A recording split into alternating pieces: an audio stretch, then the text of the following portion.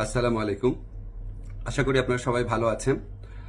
আপনারা সবাই জানেন যে সাংবাদিক সম্পাদক মাহমুদুর রহমান সাহেব উনি একটি মামলায় জামিন চাইতে গিয়েছিলেন, তারপরে উনি কারাগারে আছেন।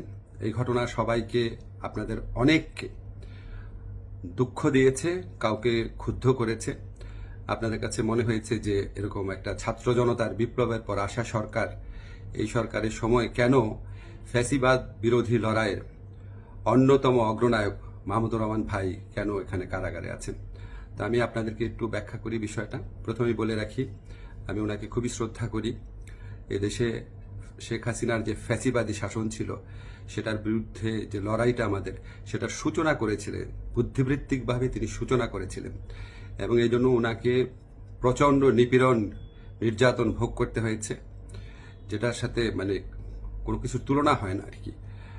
তো উনাকে একটা অবিশ্বাস্য, একটা চরম ভুয়া মামলায় ওনাকে ফ্যাসিস্ট শেখ হাসিনা সরকার ওনাকে শাস্তি দিয়েছিল। ট্রায়াল ইন অ্যাবসেন্সিয়া হয়েছিল, ওনার অবর্তমানে শাস্তি দিয়েছিল। অবিশ্বাস্য মামলা একটা, এবং এই মামলার মেরিট নিয়েও প্রশ্ন তোলা যেতে পারে।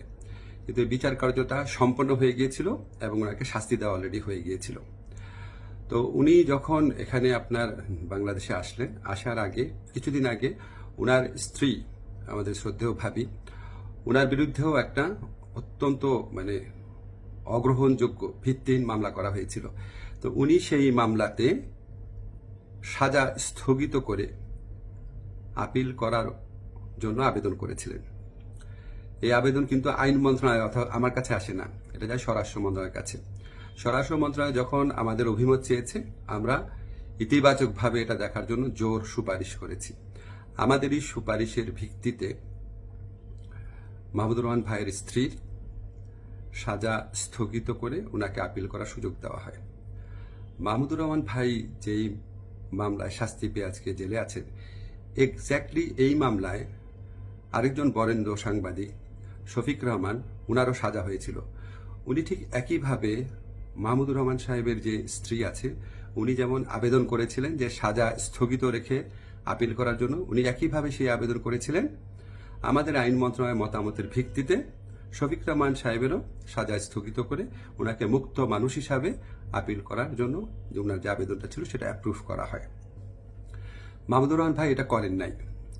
আপনারা সবাই জানেন ওনার অত্যন্ত স্ট্রং আত্মসম্মান বোধ, উনি খুব দৃঢ়চেতা মানুষ, খুবই দৃঢ়চেতা মানুষ, প্রচণ্ড দেশপ্রেমিক মানুষ। হয়তো উনার এই সমস্ত ব্যক্তিত্বের কারণে উনি মনে করেছেন উনি কোনো সাজা স্থগিতের আবেদন করবেন না, বা হয়তো যে কোনো কারণে হোক, আমি জানি না, উনি সাজা স্থগিত রেখে মুক্ত মানুষ হিসাবে আপিল করার কোনো আবেদন করেন নাই। ফলে এটা করার কোনো রকম স্কোপ কোনো মন্ত্রণালয়ের, কোনো সরকারের ছিল না। উনাকে যেই আদালত এই ভুয়া মামলাতে উনাকে শাস্তি দিয়েছিল, উনি সেই আদালতে জামিন চাইতে গেছেন। আমাদের ফৌজদারি কার্যবিধিতে আছে, যদি কোনো আদালত কাউকে 1 বছরের বেশি শাস্তি দেয়, ফৌজদারি মামলায় যদি 1 বছরের বেশি শাস্তি দেয়, তাহলে সেই আদালত দোষী সাব্যস্ত ব্যক্তিকে জামিন দিতে পারবে না, জাস্ট পারবে না, কোনো স্কোপ নাই। কিন্তু তার চেয়ে যে বড় আদালত, অর্থাৎ মহানগর দায়রা জজের আদালত, সেখানে যদি পরে আবেদন করা হয়, তাহলে সেই আদালত জামিন দিতে পারবে। মাহমুদুর রহমান ভাইয়ের আইনজীবী যাতে মহানগর দায়রা জজের কোর্টে জামিনের আবেদন করতে পারেন, সেই জন্য রায় যেদিন হয়েছে ঠিক সেদিনই অত্যন্ত দ্রুততার সাথে ওনাকে সকল কাগজপত্র, রায় আদেশের কপি সহ পৌঁছে দেওয়া হয়েছে। আজকে আমি যখন আপনাদের সাথে কথা বলছি, আজকে হচ্ছে বুধবার। উনি যে কোনো কারণেই হোক উনি জামিনের আবেদন এখনো করেন নাই। জামিনের আবেদনটা করলে ওই আদালতের জামিন দেওয়ার এখতিয়ার আছে এবং ওনার জামিন পাওয়ার পথ প্রশস্ত হবে। উনি মুক্তভাবে ওনার যে দেশপ্রেম থেকে, দায়িত্ববোধ থেকে, উনি ওনার সাংবাদিক হোক বা বুদ্ধিজীবী হোক বা ওপিনিয়ন মেকার হোক, উনি ওনার ভূমিকা পালন করতে পারবেন অচিরে, সে প্রত্যাশা করছি। আমি শুধু আপনাদেরকে একটা জিনিস একটু বোঝার জন্য অনুরোধ করছি। আমি আইন মন্ত্রণালয়ের দায়িত্ব পাওয়ার পর মাহমুদুর রহমান ভাইয়ের স্ত্রী ও সাংবাদিক শফিক রহমান, ওনারা যখনই আবেদন করেছেন সাজা স্থগিত করার, সেই আবেদনে আমাদের মতামতের ভিত্তিতে ওনাদের সাজা স্থগিত করা হয়েছে। মাহমুদুর রহমান ভাই এই আবেদন করলে অবশ্যই আইন মন্ত্রণালয় থেকে ওনার সাজা স্থগিতের জন্য আমরা সুপারিশ করতাম। আমরা সেই সুযোগ পাই নাই, এখানে আমাদের কিছু করার ছিল না।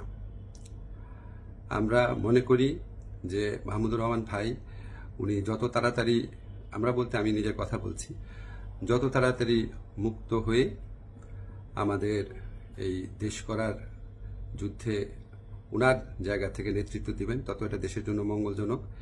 আমি আশা করব খুব দ্রুত ওনার জামিনের আবেদন করা হবে, যাতে ওনার জামিনের পথ প্রশস্ত হয়। সবাইকে ধন্যবাদ, ভালো থাকবেন।